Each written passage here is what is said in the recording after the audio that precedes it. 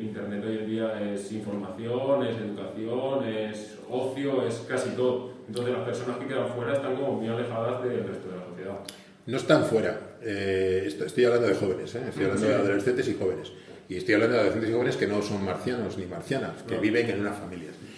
Y ahí es donde se produce un acceso que no es, o un acceso a la información o una recepción de esa información que no es similar. La brecha lo que indica es que ni la recibes la misma, ni recibes de la misma calidad, ni la recibes por los mismos dispositivos, ni la empleas de la misma manera, ni te afecta del mismo modo, ni eres capaz de manejarla y de luego reutilizarla o producir de la misma manera. Ahí es donde está la brecha. Luego, es cierto que todos vivimos y todas viven y vivimos, ¿no? Los adultos también y las adultas, ¿no? En una sociedad llena de información, pero hay una brecha. Cuando digo que hay brechas me refiero a que hay muchas maneras y muy diversas maneras de recibirla en cantidad y sobre todo en calidad y de manejarla. Y es donde debemos estar. ¿Cómo debemos hacerlo? Bueno, pues es un trabajo primero identificándolas. Yo creo que ahí hay una buena labor de saber dónde están y por qué se producen y cuáles son los colectivos más vulnerables. Eso es fundamental. Y a partir de ahí, dotando, desde el punto de vista de la política, dotando de acciones directas o mediante políticas en general, ¿no? Que sean de acción directa sobre esa realidad o mediadas a través de entidades sociales o las que fueren, para intentar solucionarlas facilitando capacidad de mediación a las familias, al profesorado, recursos fáciles y aplicables directamente a la población juvenil también, mediante todo tipo de estrategias,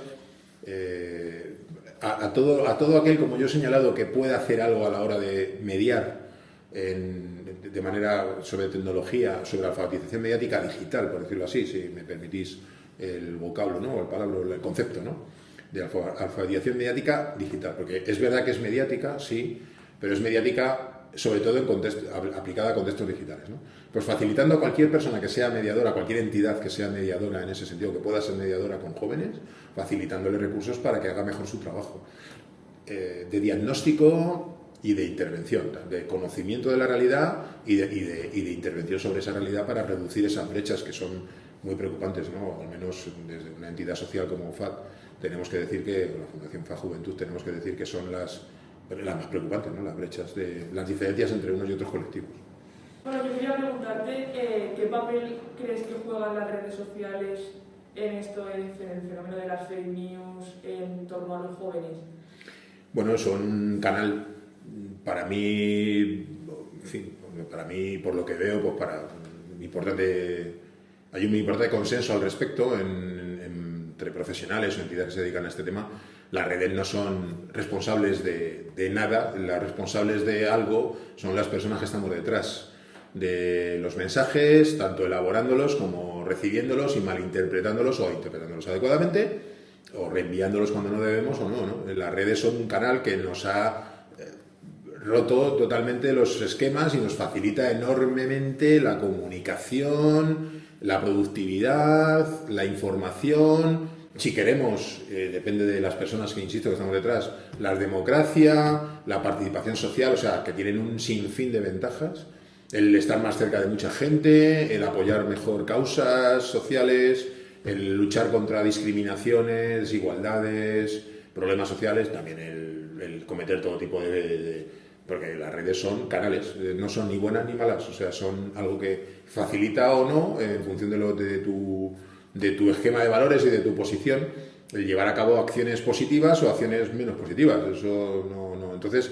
¿qué ocurre? Que claro, que ese facilitar nos sitúa en una absoluta, como decía antes, necesidad de formar en entender cómo es ese canal, entender qué pasa cuando se utiliza, cómo se debe utilizar de una manera más adecuada y formar, en este caso hablamos de adolescentes y jóvenes, en la utilización positiva, no solo en su día a día y en su ocio, que también, claro, por supuesto, sino incluso en su presente y su presente académico, pongamos, si están estudiando, o futuro o presente laboral, si están trabajando, ojalá, ¿no? Aunque es cada vez más complicado.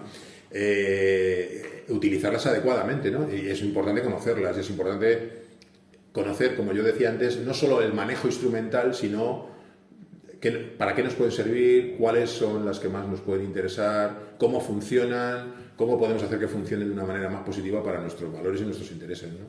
Entendiendo que se educan para que sean positivos y sean beneficiosos, primero para mi propia persona, como adolescente o joven, y luego también pues, para la comunidad en la que yo vivo, ¿no? El resto que cada vez es más mundial, porque no tienen un alcance mundial, ¿no?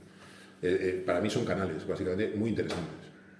Bueno, una de las características, digamos, de Internet al final es la inmediatez y es la que está suponiendo un avance, pero también un problema a nivel de información. ¿Son los jóvenes conscientes de que la inmediatez puede llegar a generar un problema? No siempre lo son. Y es importante hacerles ver eso, ¿no? De que puede, es probable, ¿no? Que pueda llevarles a tener un problema y que este uso adecuado, esta socialización que yo decía, esta educación positiva, este crecimiento personal y este futuro, presente y futuro tuyo, tanto personal como laboral, insisto en ello, no tiene que ver más con no dejarse llevar por esa inmediatez y tener claros los principios, tus valores, lo que tú quieres llevar a cabo y dentro de ese esquema de utilización positiva de dónde me encuentro y de la capacidad tan enorme de comunicación que tengo con mucha gente ahora, que predomine esto, ¿no? Que predomine la decisión que yo tomo, que predomine la reflexión, y ahí ya meto la primera de las veces que meto para nosotros el concepto clave en todo esto, que es el pensamiento crítico, la reflexión crítica de respecto de qué quiero hacer yo, dónde me quiero posicionar yo, cómo quiero yo utilizar esa información que recibo y para qué fines la estoy empleando y si estoy conforme o no con ello, ¿no? Y ahí eso no cuadra, no encaja para nada con la inmediatez, al revés, encaja con la prudencia, encaja con la reflexión, encaja con la toma de decisiones razonada y no con la emocionalidad a la que evidentemente las redes facilitan, no son las responsables de que esto ocurra, sino que digamos que su modo a veces sí que están diseñadas para que el modelo de negocio, por decirlo así, que lo son, y hay que ser crítico y consciente con ello también. Por eso decía antes de conocerlas y saber cómo funcionan y cuál es su lógica, ¿no? Pero en principio son así, no podemos utilizarlas o no en nuestro beneficio en función de que conozcamos que bien funcionan, ¿no? Y es verdad que en ellas puede primar la inmediatez y puede primar la emocionalidad. Y son conceptos que cuando decimos que tenemos que educar mediáticamente y que tenemos que educar mediática e informacionalmente en contextos digitales, nos estamos refiriendo a esto, ¿no? A entender que no debemos dejarnos arrastrar, no solo entender que no debemos hacerlo, sino también tener herramientas para no dejarnos arrastrar por esa inmediatez y no dejarnos arrastrar por esa emocionalidad. Porque es siempre posible, no es seguro, pues una serie de repercusiones no positivas, tanto para nosotras, para mí misma o para mí mismo, como para los demás y personas a las que conozco y quiero y otras a las que no, ¿no? Entonces el responder con inmediatez y unido a eso desde la emocionalidad pues puede tener sus consecuencias, ¿no? Hay que conocerlo y hay que saber no solo que existe, sino también cómo manejarlo y cómo evitarlo.